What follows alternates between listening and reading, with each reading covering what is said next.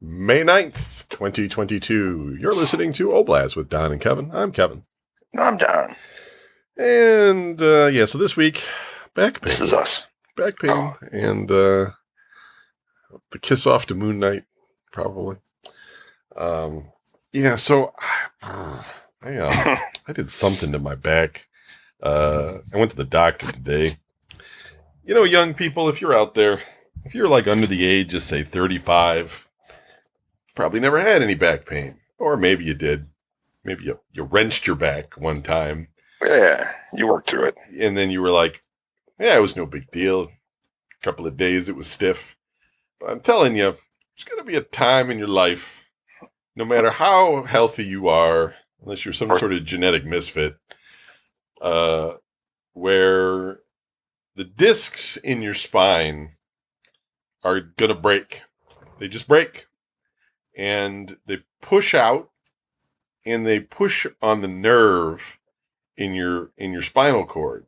You hear a lot of people talk about sciatica. That's usually like the nerve in the base of your spine.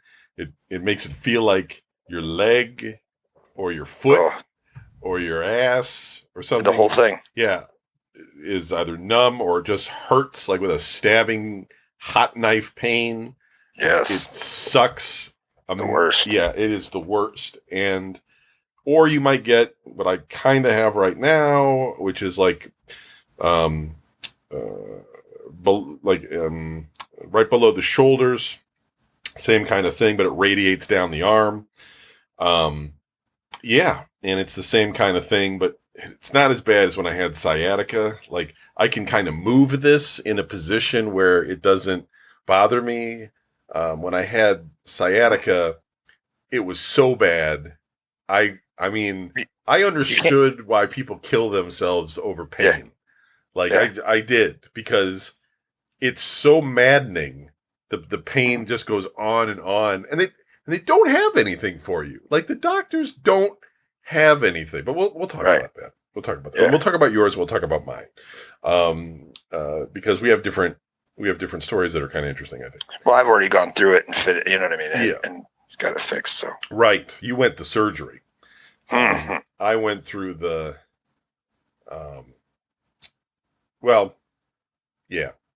I'll tell you mine first.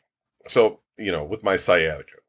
So, like, I was like 38, and I was doing yard work or something. Maybe not that young, maybe 40.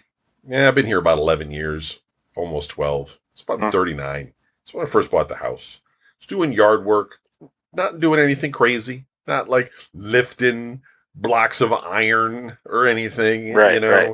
Just your usual like bag of mulch kind of thing. And also, folks, if you're not experienced with this, if you ever watch like a TV show or a movie, a guy will like lift a bag and then he'll go, ooh, and he'll like, hold his side. That doesn't actually really happen, really. Like it freeze. It can, I guess, but you don't really notice at first. You're kind of just like, you do the yard work, and then you just kind of go inside, and you're fine. And then like the next day, all of a sudden, you're like you're in pain, right?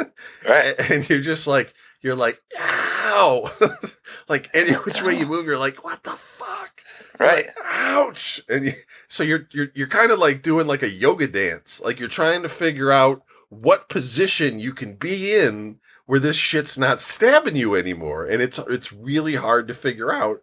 And with me, I had to like lean way forward. I could sit, and I had to lean forward because that kind of stretched my back and it opened my vertebrae up, so it wasn't crushing whatever that nerve was. Right.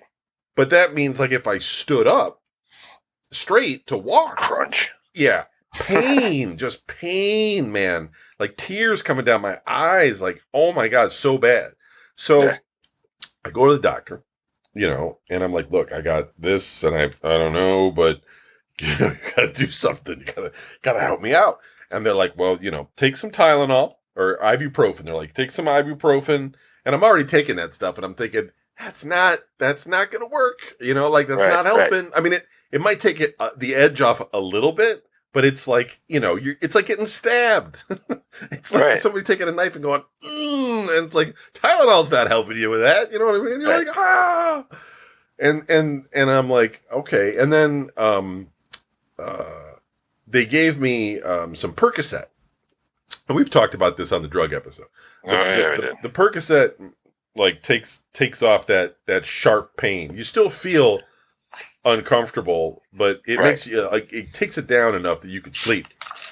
But I had some issues getting that renewed and everything. So I went in and saw, like, a spine doctor and stuff, and he was gonna, well, first they wanted to give me an MRI, and I wasn't gonna do that. We talked about that too. Yeah, you can't do that. No. And so then he was going to just do the CAT scan and give me the shots. But I had the time it takes to go from seeing the first doctor, seeing the follow-up again to see that doctor, to get the recommendation to see the spine doctor, who is not the surgeon, right?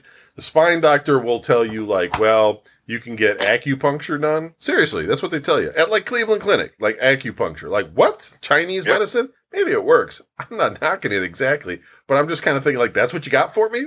It's like, it's 2022. We got acupuncture? I didn't do that, And I went to physical therapy, but I was way too acute. Like, I was just, like, meaning, like, if I tried to move anywhere, it just was pain, right? They couldn't do anything for me.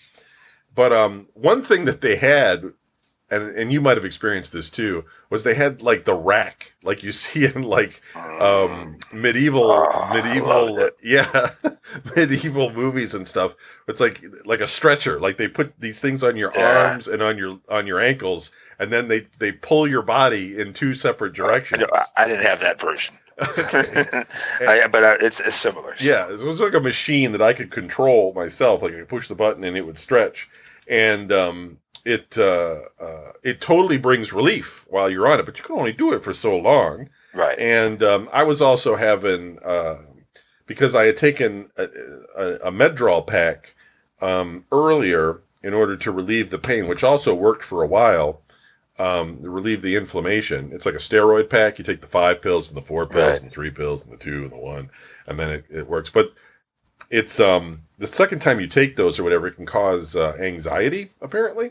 And that's what I got. And I got it really bad, and I was just claustrophobic, and it was like amped up on me. So, like, tying me up on that machine, on that medieval machine. I'm like, yeah. She's like, does that feel better? I'm like, it does. Can I get out of this now? I just couldn't sit in that thing. It's just the same reason I couldn't get in the MRI. I was just too freaked out. And not to mention, you're irritated from all the pain. Like, you're just not thinking straight. The worst. While this whole thing's going on. So, I do that, and then I see them, and then I see the spine surgeon, and the spine surgeon sets an appointment up like a month later or whatever it is, to give me the shots, that some people get. Like, they get the steroid shots into their nerve, which deadens the nerve so you don't feel it anymore. That's an option for people. And because I was going that route, and it took like 6 months, man. So I was dealing with this pain minus the Medrol relief period, which was maybe like 2 or 3 weeks at one point. I was dealing with this pain for like 6 months, and I can't stress this enough. It is fucking maddening.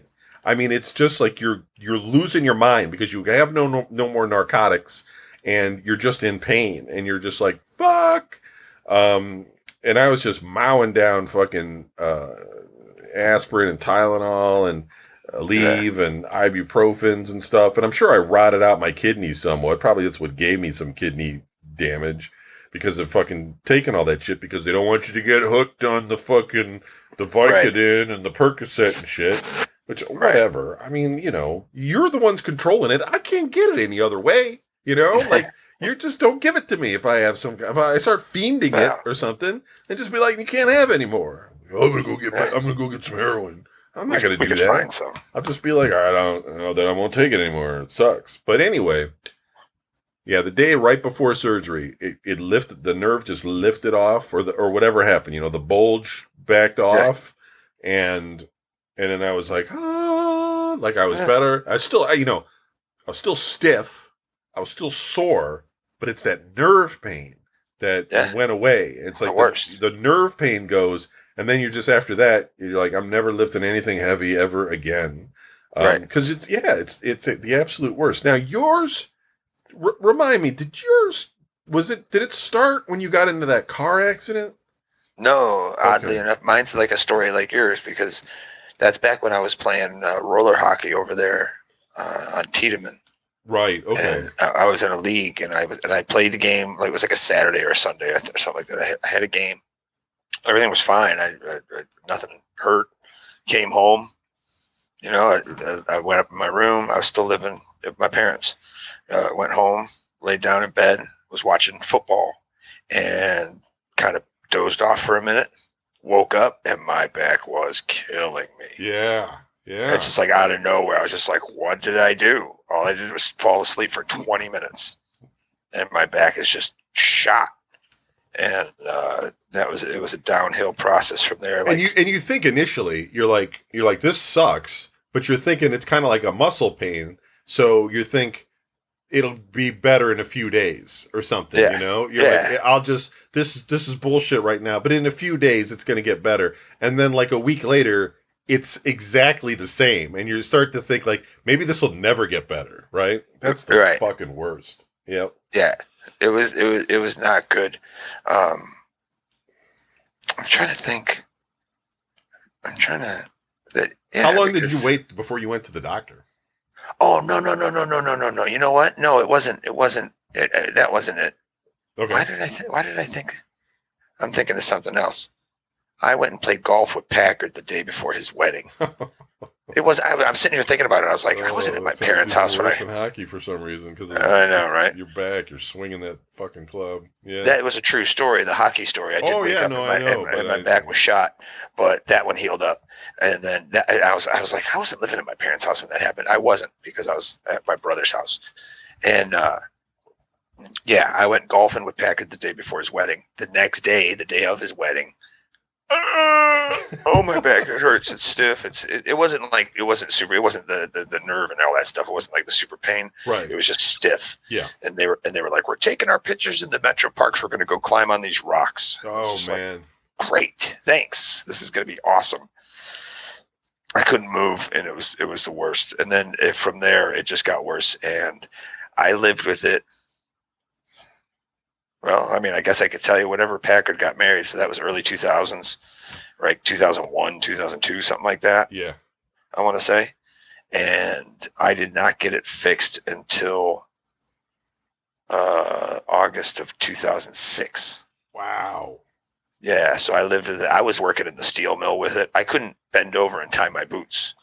Like I had to sit in a certain position. I had to put myself in a certain position. Right. If you were in like a certain position, it didn't bother you, right? But like if you could feel something, but it wasn't that sharp pain. If I could get my foot up onto something, then I could reach my foot. Like if you know what I mean? Yeah. Like if there's like a little table or something, boom, I put my foot up on the table. Oh, okay. I can reach my shoe and I can tie it now. But otherwise, I was not bending over. I couldn't put socks on. It was just like putting a sock on was a chore because it was just like I'd get my foot close enough, but I couldn't. I'm stretching, and it's like I can't. It hurts too much, and I can't move. And it was a whole situation. It's so fucking bad. It's so horrible. I did the acupuncture. Oh, you did do the acupuncture? We tried everything. We had to go out to the east side, like Lee Road or whatever. And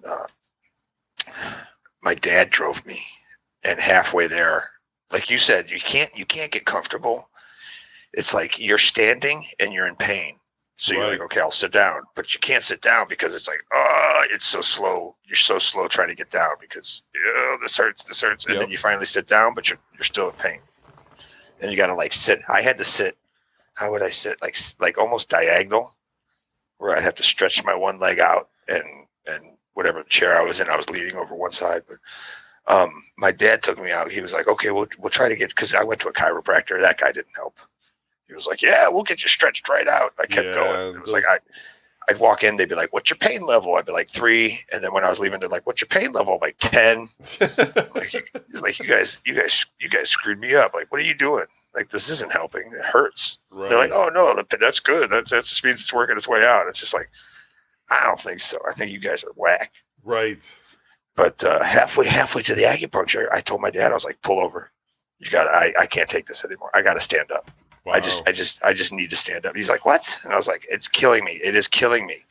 And he's like, whatever. My dad's a tough guy. He doesn't take Novocaine to the dentist and shit. He's like, he's just like, yeah, whatever. Shut up. We're driving. I was like, Dad, you got to pull over. I'm like, please, I'm begging you. Yeah, people don't understand the how bad that pain is, man. Yeah, I'm like, I got to stretch this leg out. Up. It's just like it's not just annoying. It's like it's getting worse. It's like it's like a knife is slowly being pushed into you, and the blade is getting wider the whole time, and you're like, come on, and it just it's fucking sucks. Oddly enough, the acupuncture worked. Really? I mean, I guess that's why they recommend it. But I walked out of there and I was like, wow, I feel great. And I went to work that night at Marco's. And I remember the exact moment that I was standing at the counter and I was like, I can't believe this. This feels really good. That's awesome. And then all of a sudden, boom, it came back. And I was just like, oh, like out of nowhere. I'm just standing there doing nothing. I was just like, oh. And everybody's like, are you okay? And I was like, my back just went out. And they're like, you didn't even move. I was like, I know. It's not even fair. I didn't even do anything. I'm just standing here. And then it's just a downfall from there. And it wasn't until the August of 2006. What'd you do? Go to the doctor and you're like, look, I got to get something done for this because this is killing me. I went to all different kinds of people. I went to my mom and dad's doctor because I never really had a doctor. And I told her, I go, I think surgeries. I was like, here's the problem. I've been putting up with, at that point, it was like 2 years or something like that. I said, I've been putting up with it. I don't know what to tell you, but I need somebody to suggest surgery. It basically is why I was going to her, because I was like, I need a recommendation to get surgery. Yeah. And she's like, well, I'm not just going to do that. And I'm like, what? I'm like, come on. She's like, I want you to go through my process. And it's just like, fuck it. She goes, and if it's not better then I'll go ahead and let you get surgerized. Her word.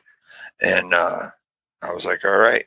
And like one of the treatments, like you said, was one of those rack tables. Yeah. But it wasn't arms and legs. Just hanging upside down or something? No.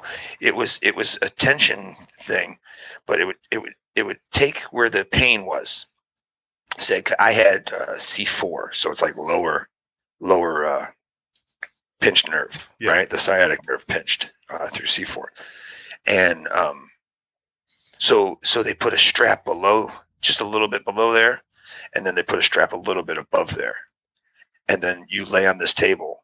And this machine just goes, turns on, yeah, and it separates you right there. Right, yeah. Just where it doesn't separate, it doesn't do your whole body. Right. It just does the area that has the pain. Yeah. And I would fall asleep on that table. She's like, nobody. Right. She's like, nobody sleeps on these tables, and I was like, I am. I go, shut up. You could. I was like, I was like, quiet. I'm trying to sleep. But that was, but like you said, she was like, well, you can only do 20 minutes. Right. You can only do it so long. And then I'm like, off. Bullshit. I'm like, keep that thing on. let me get some sleep. Yeah. It's the only time you've had relief in years. And now, oddly enough, the person who was running that facility, that little operation with the table, the stretch table. Yeah. Curtis B. Hale's sister. Really? Curtis Soda Pop. Wow. It was his sister. I found out. I was just like, hold on a second. Your last name's Hale? And she's like, yeah. I was like, did you used to live? Is your brother? And she goes, yeah. I was like, oh my God. That's kind of funny. Anyways. Friend of ours. But yeah. So, but yeah, it was a while. And then finally the lady was like, then she sent me, I was like, I went to the chiropractor. I did the acupuncture. I went to the stretch table. I'm like, I did all this stuff. She's like, well, if you're still in pain, I guess you can go get surgery then. And I was like, thank you. And that's when I went to the, if you want a good place to go to, Orthopedic Associates on Detroit and Westlake. Yeah. That was what really good. They helped you out. Yeah. That's who hooked me up. The doctor did my back, did my dad's back, did my mom's back. And I've seen him on TV. So yeah. He must be important. Fancy. Yeah. So yeah, and then you were saying when they like you didn't get shots though. They did some No. surgery, like they removed the They, nerve off your bone or something, right? oh, I'm sorry. They did an invasive surgery where they cut like a little slit, maybe like the length of a quarter, in my back, and they inserted something into my back. And what they do is I had a bulging disc. Yeah. So for anybody out there who doesn't know, your discs are in between the vertebrae of your spine. And what would happen is the two vertebrae would come together and crush what's it called again? The nerve, basically. The nerve. Well, the nerves in there, right? But it would crush all that in there, and so that would cause, it was like a lack of blood flow, so everything's numb. But then there's pain because it's a nerve and all that stuff. So what they did is they shaved away at the bulging disc part. Okay. To loosen it up. They were like, so instead of, they didn't fuse anything. They didn't, right. They didn't put no steel rods or nothing like that. They just put a little thing in there. They were like, all right, we're going to shave the bulging disc, the part that's bulging out. We're going to shave that off because the disc is still fine inside. He can still move. And then that will release the pressure on the nerve. Right. And they're like, it's a 45-minute process. It's like real simple. We just jump in there, we shave it off. Your nerve comes out. I come out of surgery. The doctor, they were like, you were in there for almost 2 hours. And it was like, really? Why? And they said, because when he shaved away the disc, the nerve had been pinched for so long that it was completely up against the vertebrae and was like flattened. Oh, and wow. he had to sit there and slowly pry it off of the vertebrae to so that it could get blood flow through it or some shit like that. He was like, it was completely squashed. And I was like, well, it's been like that for like 4 years. So it kind of makes sense. God damn, that sounds painful just thinking about it. Like what you were dealing with. Like, oh, it was the worst, dude. I'm a tough guy, so Jesus Christ. I can't fight anybody or stick up for myself, but I'll allow huge amounts of back pain for years. No, you'll stick up for yourself. I remember back in the day. So sometimes. Back in your suicidal tendencies days. If I got a trench coat on. When you were angry. Oh my God. Yeah. So now I'm just dealing with this bullshit. I'm going to ice it later and see if it does anything. Hopefully I don't need surgery or nothing, but it's just old age nonsense. And I don't know how often it happens, but as you get older, the discs are supposed to just kind of dry out and shrink. Yeah. And in some ways that's good. You might get the need, like you were just saying, to fuse your spine though, because in some people, the rubbing of the vertebrae on each other can be uncomfortable and painful. Right. You also develop bone spurs because as those discs shrink and dry out, your spine develops these spurs to actually protect what's left of them and reinforce them in your spine. But as they shrink, then they should stop bulging. The weird thing with the bulging thing is that it really only impacts people between in general, like 35 to 55 or something. Right. Once you get over a certain age, they're too small. So it's kind of like I'm kind of at the end of it here, but I'm a little taller than other people, so it's just my spine's going to be a little bit more wacky, I think. Although I tend to think I have good posture. It's not like my brother that's kind of slouchy. I always stand very straight and everything because when I was a kid, they were always like, you got to be careful of scoliosis, Right. I didn't want to be like that woman on Pet Sematary and shit. So I was just like, all right, I'm going to fucking stand straight. And I don't fucking have any problems. But yeah, it still gets me too. It sucks. Yeah, and I didn't even do anything this time. I literally didn't. It's just that it's springtime again, so there's some yard work to be done, but I'm not doing any doing anything, Just moving some bags of mulch and rocks around, and next thing you know, bonk. Yep. Sucks. But anyway, All right, let's switch gears. I know folks are tired of us talking about it, but there's no other Disney shows right now. We got Obi-Wan coming at the end of May. Did you watch the trailer for Obi-Wan? Yeah, I mean, I wasn't interested beforehand. Yeah. Are you more interested now after watching it? No. Yeah. I mean, I'm not into prequels, or I'm just not. You know, the thing is it's like I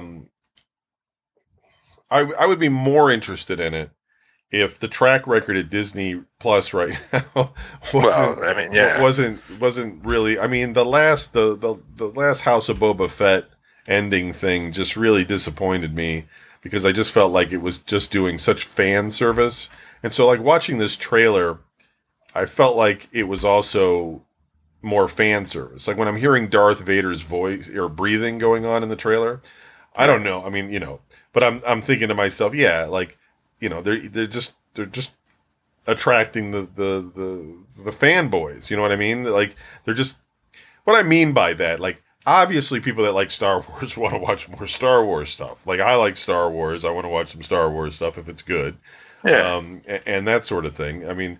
But, there's some people that, if they, Disney knows if they throw like cameos, I guess you would say, like it's like a Darth Vader cameo. Like they know that if they throw Darth Vader out there, people are going to be like, oh my God, it's Darth Vader.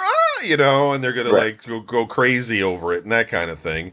And, that helps their brand, but it doesn't always help like the storyline, right? Because like the House of Boba Fett, if you think back on the story of that, what was the story? He became like the desert town mobster leader, and then the trade syndicate didn't want to do business with him.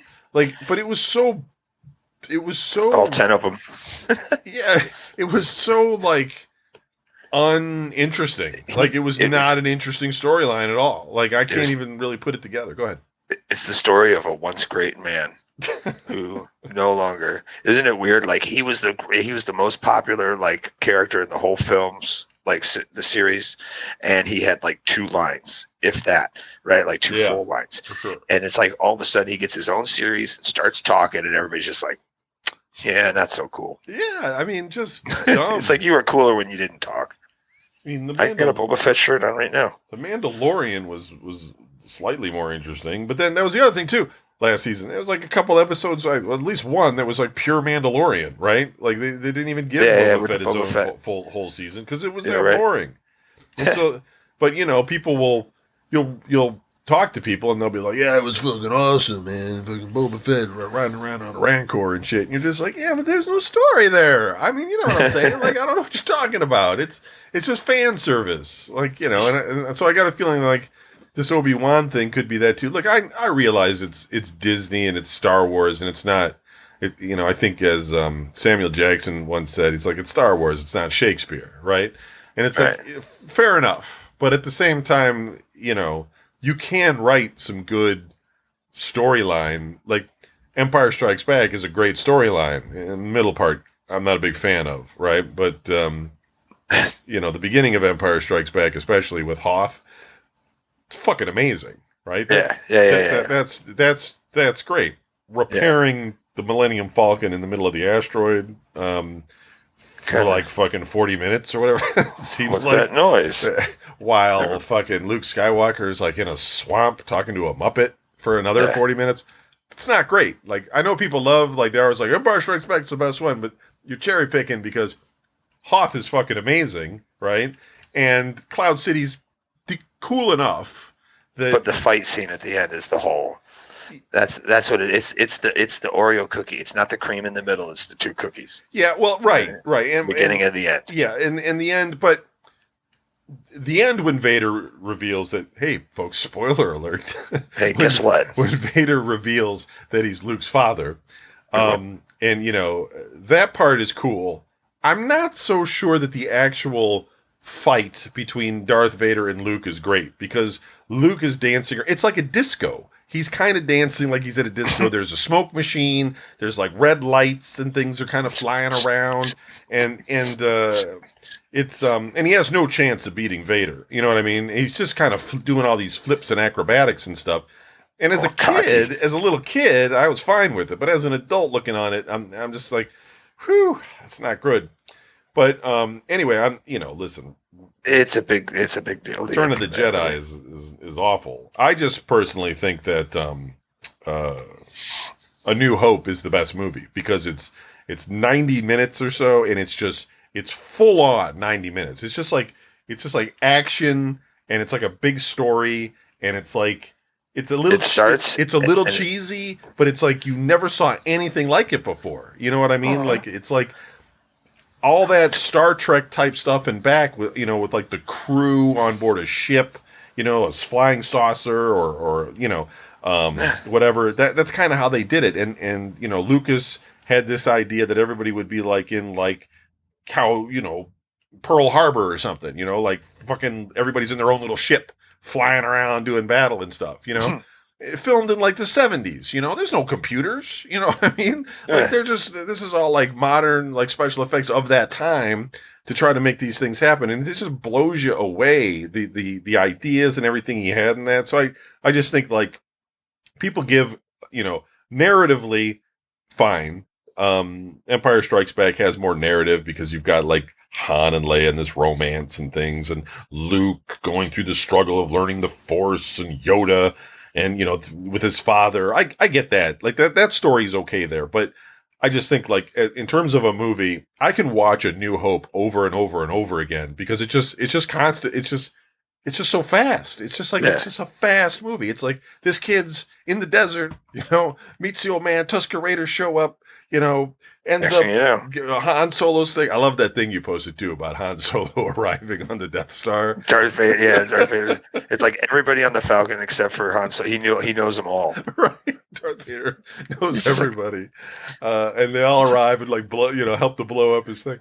Yeah, he's like, who the hell is this fucker in the vest? And he's just like, and somehow he like helps to rescue a princess, and they give him like his own. They give him his own fighter plane. You know how ridiculous that is too? Like just to imagine that happening in real life. Like you somehow are like, in like a war zone or something. And they're like, hey, we're going to go make a raid on Tokyo, World War II. Who's this kid over here? Well, he helped us rescue this guy. Cool. Get in that plane right there, man. And go, and go fly over there and attack. I mean, you know what I mean? Like nobody's going to do that shit. But that's what the rebels did. But but like, but those two movies, great narrative. House of Boba Fett, not great. And to be fair, The Mandalorian could get better. I don't know what's going on right now. I heard rumors that they had to stop production because he wants to not wear his helmet so much. And these are just rumors though. And he walked off the set or something because like his contract was basically stipulating that he had to wear the helmet all the time. Right. But I don't really know if that's true. But if they can, like, they kind of did the whole arc with the Baby Yoda, right? And I know the Baby Yoda is I know his real name, but I just call him Baby Yoda. Right. I know they're gonna keep the Baby Yoda in it now. He's got his stupid chainmail vest, and he's gonna be doing some force powers, and people are gonna be coming after him to get the Baby Yoda. Right. I get all that, right? But I think like this. The thing that could be a little bit more interesting is this, like, the Mandalorian lore kind of thing, like that planet that they want to go to, where like, those sort of fake Mandalorians were from or something. Like they could do more with this timeline and that kind of thing, and not just do this fan service shit. Like, I guess what I'm saying is they could make new lore. Like they could not go too crazy with it, but they've got this interesting timeline. They can make new stuff and not depend so heavily on these cameos and things, and make it more interesting. So let's see. I don't know. I like the direction of it isn't bad. Favreau and the people they get to direct it, they do a decent enough job. It's just that when they're writing it, it's like, man, fuck, I don't know. But it has forced me to watch Clone Wars, the cartoon, and it's rough. It's hard to watch that cartoon because every episode is like just like a battle. It's just like, because it's a war, I guess. But every episode is kind of like a battle, and you get introduced to some characters and stuff. But I don't know. I mean, I'm just trying to think like if I'm going to see like some more of these because they keep putting these characters in these shows, you know. Right. And like Asaka was a big character on Clone Wars. She was in it, for at least 4 or 5 seasons of that show. And same with that Bane, that blue dude with the red eyes with the cowboy hat. Like he was in it a lot too. So I wanted to make sure that I'm like at least aware of what they're dropping in here. Darth Maul and stuff and everything. Just kind of I don't know, man. I don't know. Anyway, I'm sorry, folks. I sidetracked on the Star Wars thing, but back to Moon Knight. Oh, right. So I didn't. It's over. It is. I didn't finish watching episode 5, but I said I'm just going to watch episode 6. I'll just watch whatever the recap is in the beginning. I'm not going to finish episode 5 because I was bored. I tried to watch it twice. I couldn't do it. I'm just going to watch this finale, more or less just throw it on while I'm folding laundry. And if something happens, I'll at least be able to say that I watched the end of it. Right. And there was some action, but most of it was, again, stuff I just didn't really care about, and it ultimately just was kind of like what you sort of could have imagined it being in the very beginning, like the bad guy gets, I mean, how many times have you seen the same kind of thing? The bad guy gets, out, and it's like, you freed me from my, whatever. I mean, like Ghostbusters, right? Isn't it the first Ghostbusters? Like, you've freed me, and then at that point you have to have some sort of a battle to put the person back, put the genie back in the bottle kind of thing. And that's kind of what that was. I'm trying not to spoil it for anybody that wants to suffer through it. And then at the very end, there's an after credits piece, which was also like, and you mentioned this too. I sent it to Don to watch, and more or less as a kind of a joke kind of thing because it's just like it sort of ends the whole thing in a way. But no Samuel Jackson showed up and said, "I want you to join the Avengers program" or anything like that. It just they left it completely like Moon Knight. We may never see Moon Knight again. I mean, they of course hint at a sequel, and I'm sure they will. I'm sure it's got good ratings. I'm sure that critics like it because they don't actually care. They just like shit that's inventive and it's creative and whatever, so I'm sure there's going to be more of Moon Knight. I won't be watching it, but unless somebody comes back and they're like, "This is great," but I after watching this last episode, I told Don this too. I've made a decision, folks. Because I'm not excited about Ms. Marvel, and I'm not excited about She-Hulk. I would say I'm a little bit more excited about She-Hulk than Ms. Marvel, but I'm really not excited about either. They've never made any kind of an impact in the comics I used to read when I was young, and more or less they were sidekick characters that Marvel was never quite sure what they were doing with. But anyway, I'm going to watch the first episode of each one.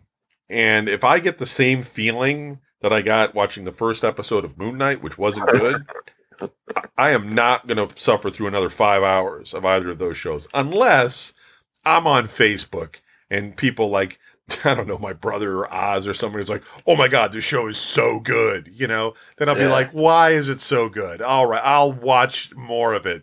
But I think you're wrong. I can be peer pressured into doing stuff like that. But I don't. No one said that about Moon Knight. I don't think anybody ever posted anything on my Facebook timeline that was like, "Moon Knight is an amazing show." Like that never happened. Dude, I was sorry. No, go ahead. Yeah, your turn. I was just going to say because you're exactly right about people. I haven't heard anybody say anything, but like Clint, at first he was like, "Yeah, this is crazy. I don't understand this." And then like the next time I talked to him, he's like, "This is an amazing story." He's like, I love what they're doing. I see the direction. And I'm just like, really? Like, I was like, whoa, that's weird. Last time after the last episode, I talked to him. He goes, what the hell are they doing? I don't understand any of this. And I was just like, wait a minute. So it's either he's lying about everything, which is possible, or that's the kind of show it is. Like, it took Holiday up and down, where he was not with it, not with it. I don't know. I've yet to hear somebody be like, yep, I watched it, hands down, greatest Marvel product. I mean, except for my girlfriend's brother. He said that. It was the most, like, let me just summarize it in this way. Like, the character itself is not interesting, Moon Knight. I'm not interested in either of those two guys. I'm not interested in his powers, which seem limited to this suit, making him sort of indestructible, but only so long as Khonshu is okay or something. Right. So fairly weak as a character. Doesn't seem to have a whole lot of powers, again, unless Khonshu, I don't know, can help him spin time backwards. But, and he can kind of fly, I guess. But, on top of that, though, like, because there's been some characters that are not necessarily that interesting in terms of powers, for sure. Like, Ant-Man, to me, great movies, by the way. Not knocking Ant-Man. Right.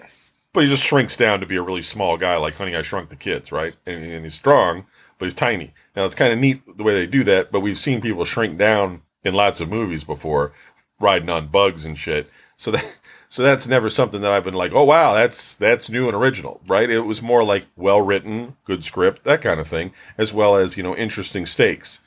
That's the problem with Moon Knight, is that even though you have this sort of uninteresting character, you really have a really uninteresting villain. I mean, yeah. the Ethan Hawke, the character, not at all scary. I mean, nope. You just don't shake his hand, and I guess you can just survive. Yeah. Just don't touch him.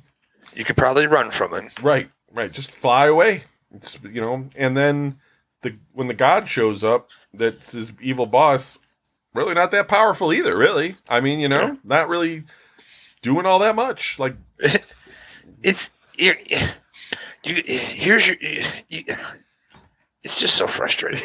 It's like, we introduce, here's your bad guy, right? And you're like, at first you're like, I don't know, he's the bad guy, but then he breaks all this glass and puts it in his shoes and puts the shoes on. You love that, right? You brought that up like 3 times. You really don't like that glass in the shoe thing, man. It's like that's like a badass thing. You know what I mean? That's somebody who's out there like punching people and like killing people with their bare hands and ripping people apart. Right. That's something they would do. You know what I mean? Yeah. This just makes him walk slower. It's just like this. That's why he needs a cane, because he's got broken glass issues. So it's like you see that and you're like, okay, so this dude's the bad guy, right? Yeah, got it, no problem. Then they go to the place where all these gods are, the avatars are collecting and stuff. He just comes walking in. Yeah, it's like, hey, everybody. I used to be one of you, but I'm not one of you anymore. And they're all like, oh, hey, what's going on? Yeah. Here. And granted, I get it. Okay, maybe the fact that they don't necessarily know he's the bad guy at the time. Well, okay, but still, why the fuck is he coming in there? Right. Who let him in? Like Ethan Hawke, some people don't like him as an actor. I think I can take him in different ways. Like, if he's in the right role, I think it works for him. If he's not in the right role, which I don't think he was right here, he's not good. Because, like, talk about a guy that has no passion in his voice in this thing. Now, I don't know if it's the way they directed him, but right. I mean, he doesn't yell. Like, he doesn't, he's not just like, you don't know, like he's the entire time, he's just like, hello there. Yeah, he's just like, hey, you guys, your scales are unbalanced. Yeah, you're the guys doing this. I'm not the one doing it. And you're just kind of like, this is fucking boring. Like, he's a boring villain, man. Like, it was just boring. And they made him look like Kevin Bacon. Kind of, right? Yeah, right. Yeah, another guy that wasn't probably in that one X-Men where he played Hellfire. Oh, Sebastian. Yeah. Not a good role for him. Yeah, right. Could have had somebody better in that the role. But again, it could have been the way they directed him. I can't fault them all the time, but I just don't think that Ethan Hawke has a certain subtlety to him when he's kind of like the cowboy that's wounded, at a table or something, and he's like, I can't shoot anybody because I can't lift my arm or something. That kind of shit works for him. But here he's just like you just said, he kind of just enters a room and just talks slow to everybody, and you're just like, yeah, I gotta turn the channel. Nobody jumps on him. Nobody like cowers. Nobody runs. Nope. And he's got bad guy. Like he's got some henchmen that he's like, that has joined his side, but they're completely one dimensional. You know what I mean? Like henchmen. Yeah, but I mean, they're so uninteresting. Like the whole thing, it wasn't good. Anyway, I think we're done talking about Moon Knight. We're done talking about that. It is not good. So anybody who's still listening is like, thank God. We're going to move on to Obi-Wan at the end of the month. At least I am. Are you going to keep your Disney thing going? It's only $5. I'm going to keep my Disney thing, but I don't know if I'm watching that.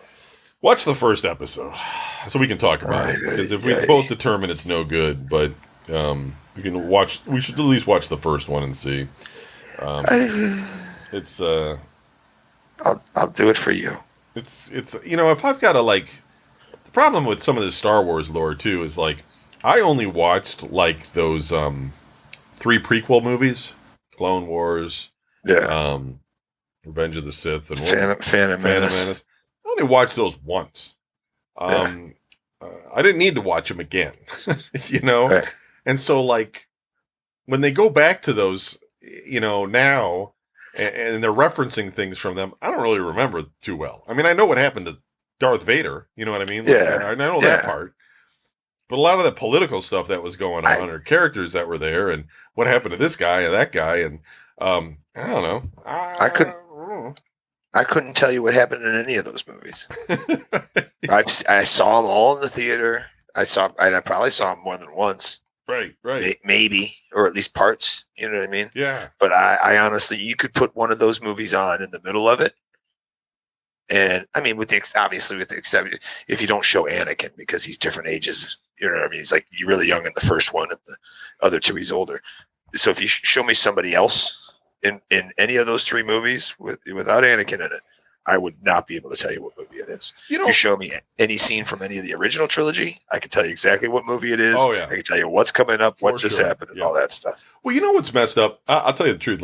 I was only half paying attention whenever I watched those 3 prequel movies. I was more interested in the Darth Vader story, and I felt like the rest of that political stuff was just sideshow because it was going to take us to what we already knew, the Empire. Right.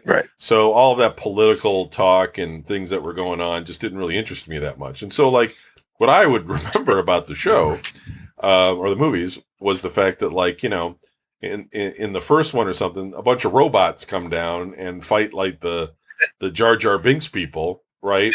And they have some sort of battle against those dumb robots that go Roger and shoot each other by accident, the stupidest robots ever. They can make them walk and fire guns, but they can't. They're senseless idiots, right? The stormtrooper's an upgrade, right.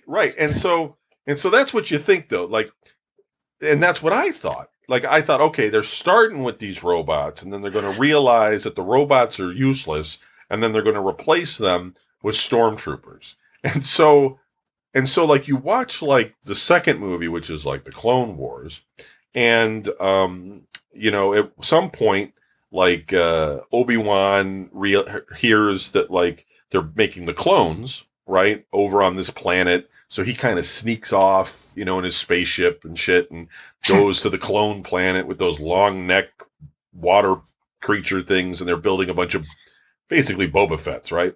I don't remember any of this. They clone a bunch of. They clone Boba Fett. Yeah.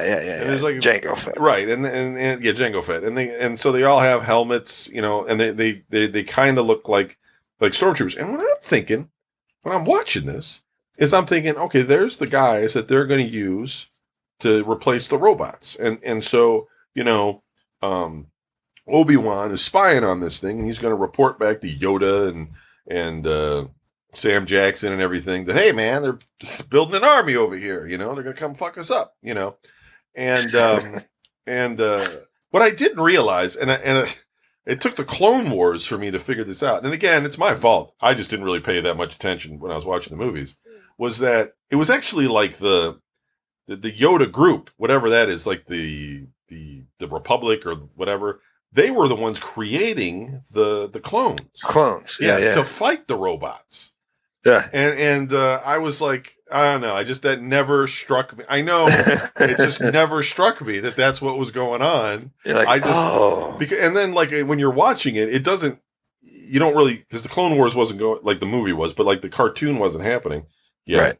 And so like you go to the point where like in the next movie they're killing the Jedi. You know what I mean? And then you've got like the Count Dooku and the Grievous and shit, and you know like the robot dude that coughs and the cut off Christopher. What's his face? Not Christopher. Oh, Christopher Lee. Yeah, Christopher Lee's head and shit. Count Dooku. All that kind of thing.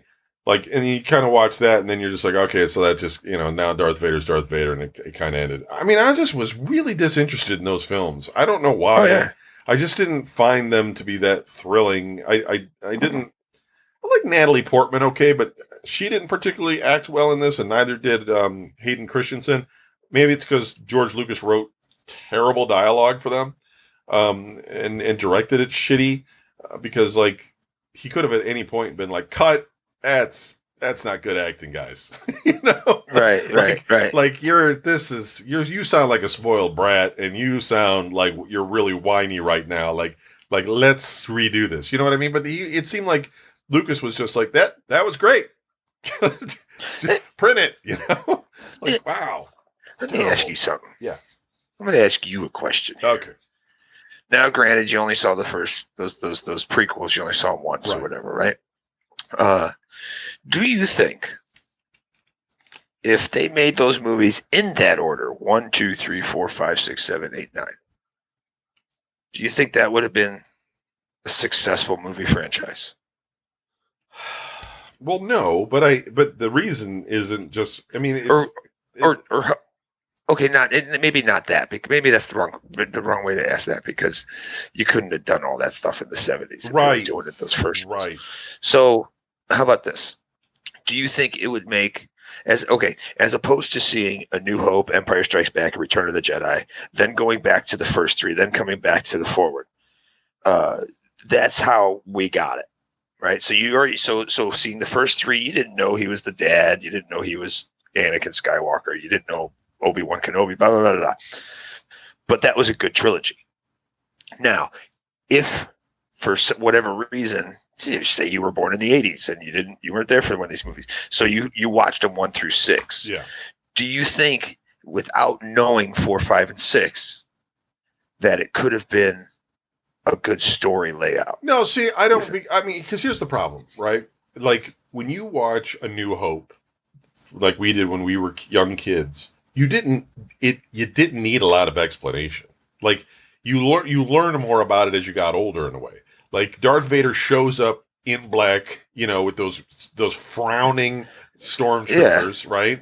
Right. Princess Leia's the good guy. The robots are kind robots, you know, trying to escape. Right. Luke Skywalker's a good guy. You get this like real it's a basic introduction to these characters in the story, and then you know end up in this like lightsabers, which you never saw before, and like the Death Star that you never saw, and all those people are, you know, comic book evil. It's basic, but it's also like it's entertaining for, you know, a kid and as an adult, because it has a lot of funny stuff with Han Solo. You know what I mean? Like when they're in the trash compactor, you know, or he's making one-liners and things like that. Like there's enough there that entertains adults. Where as a kid, if you get introduced to like Phantom Menace, and you know, maybe you might like that racing stuff with those pod racers. But like the political aspects of that, who was that for? That wasn't for kids. Like, you know what I mean? It wasn't even really for adults. It was for Lucas. Like, it was for nobody. Like, that was not interesting.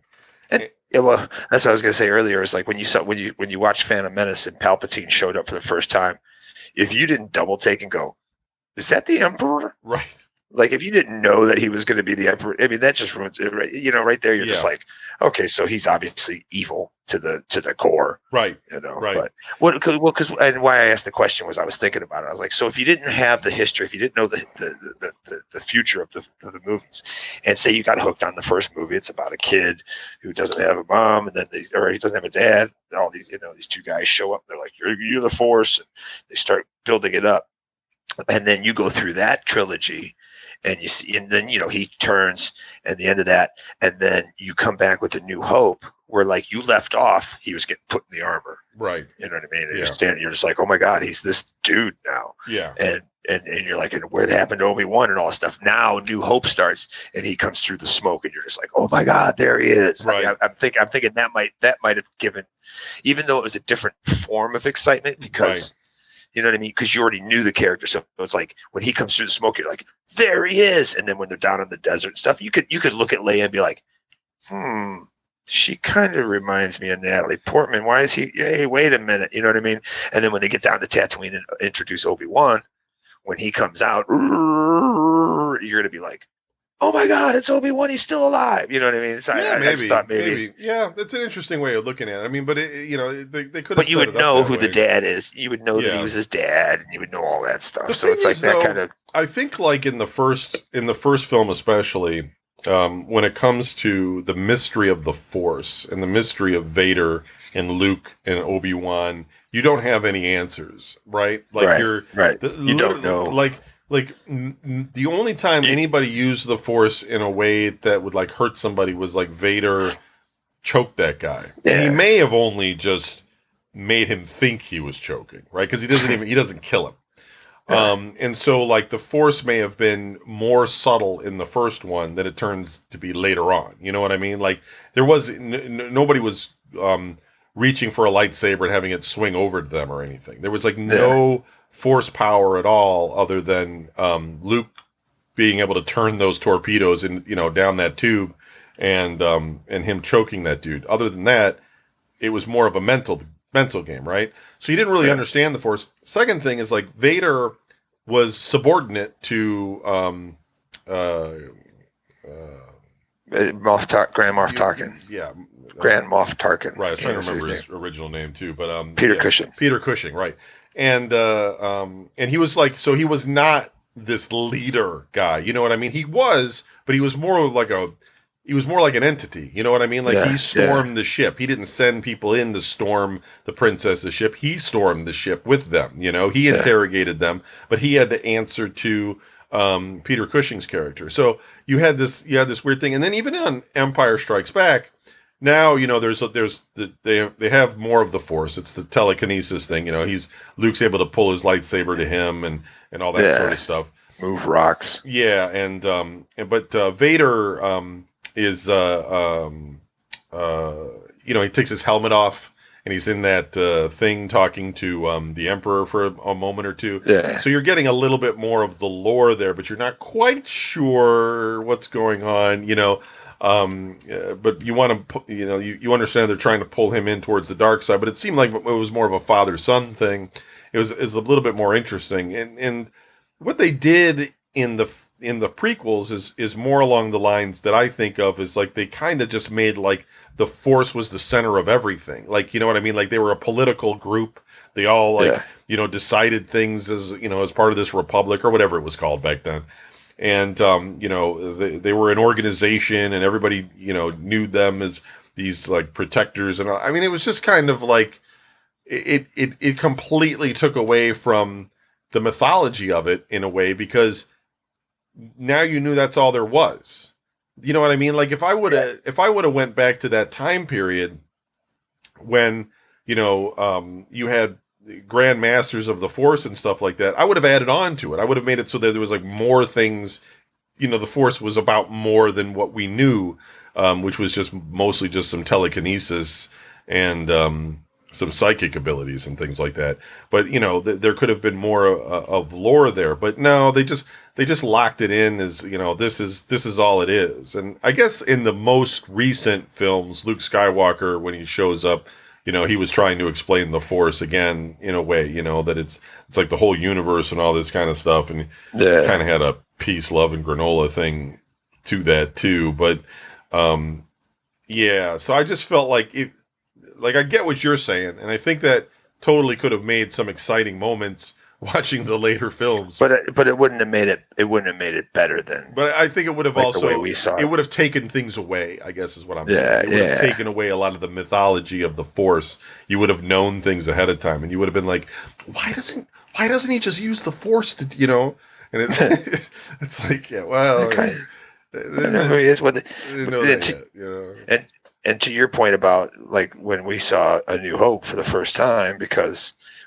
Well, that's you're like, it's like you don't know, Darth Vader and Luke Skywalker. You don't know their names or who they are and what the history.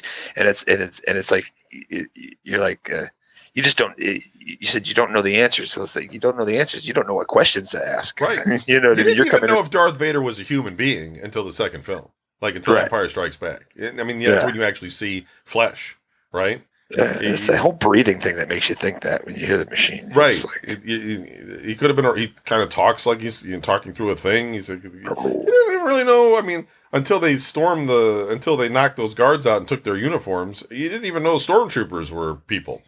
Right. You had no idea. You're like, wow, they emptied out those robots pretty good. It's like Star Wars is such a weird thing. But anyway. All right, folks. Well, that's an hour. We'll be back next week with more. I don't know what we're going to talk about next week, but maybe we'll check our email right into the show, oblast@vgn.us. Give us some ideas of what you'd like us to talk about, and we'll talk about it on the show.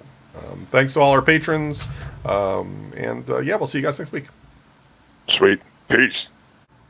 You've been listening to Oblast with Don and Kevin. If you'd like to write into the show, send an email to oblast@vgn.us. That is VGN as in video game news. And be sure to check out our Patreon page, which is at patreon.com/VGN, where you can get all of our shows, our videos, and some musings. Be sure to tune in each week for new episodes on our Patreon page or every other week on the public RSS feed that you're subscribed to now. Thanks for listening, and good night. Peace.